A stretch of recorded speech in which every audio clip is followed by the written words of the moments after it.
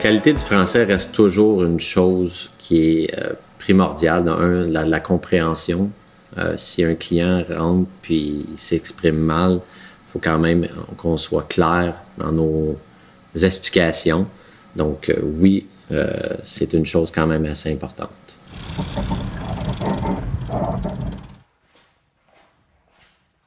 Bonjour madame, bienvenue chez Ted Mécanique. Bonjour. J'arrive de long garage, là, j'aimerais avoir une seconde opinion. Bien sûr, c'est quoi le problème? Oui. Selon eux, j'aurais un problème avec la servo-direction, ce qui n'aiderait pas l'arbre de transmission. De plus, le tuyau d'échappement fait un bruit terrible, amplifié par la courroie du ventilateur qui n'aide pas le silencieux défectueux, et il me semble que j'aurais plusieurs joints qui soient beaucoup trop vieux. Seriez-vous capable de me vérifier tout ça? Oui, pas de problème. Hein? Je regarde ça avec le grand chef puis je vous reviens. Okay.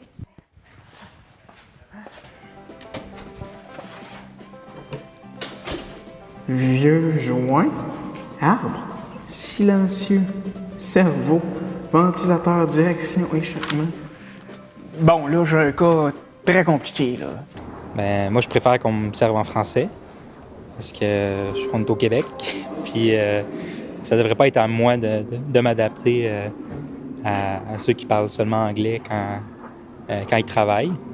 Moi, mon monde est pas mal francophone, alors je dirais que c'est pratiquement tout en français. Je rentre dans un magasin, je vais être abordée généralement en français. Je suis plus à Laval, mais à Montréal, c'est vrai que ça peut être différent.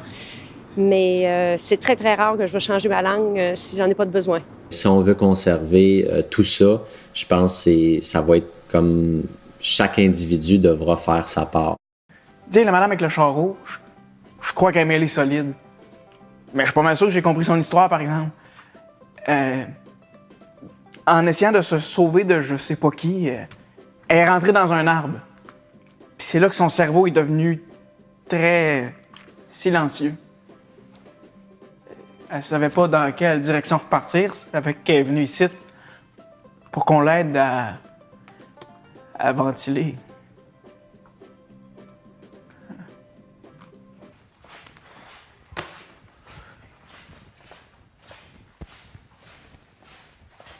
Daniel.